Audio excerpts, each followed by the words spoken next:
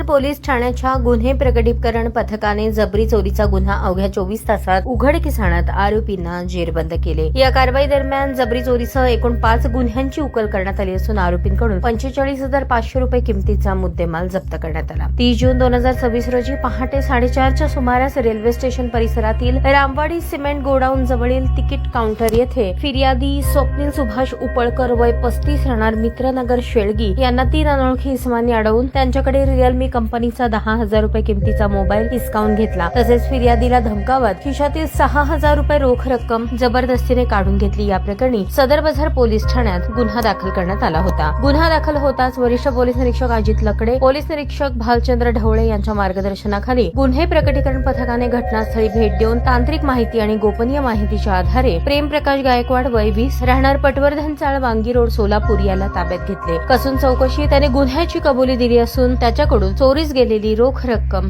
Mobile जप्त करण्यात आला। तपासादरम्यान समीर अकबर पटेल वय 21 राहणार थोरली इरणा वस्ती सोलापूर व नैतिक वसंत जाधव राहणार सर्वोदय कॉलनी मुंढवा पुणे यांची नावे निष्पन्न झाली। या कारवाईत आरोपीकडून 5,500 रुपये रोख रक्कम व 40,000 रुपये किमतीचा मोबाईल असा 45,500 रुपये किमतीचा मुद्देमाल जप्त करण्यात आला। आरोपीकडून जबरी चोरीसह एकूण 5 गुन्ह्यांची उकल करण्यात पोलिसांना यश आले आहे। ही उल्लेखनीय कारवाई पोलीस आयुक्त डॉक्टर एम राजकुमार, पोलीस उपायुक्त डॉक्टर प्रीतम यावलकर, सहाय्यक पोलीस आयुक्त विभाग 2 विजयलक्ष्मी कुरी यांच्या मार्गदर्शनाखाली वरिष्ठ पोलीस निरीक्षक अजित लकडे व पोलीस निरीक्षक भालचंद्र ढवळे यांच्या नेतृत्वाखालील पथकाने पार पाडली।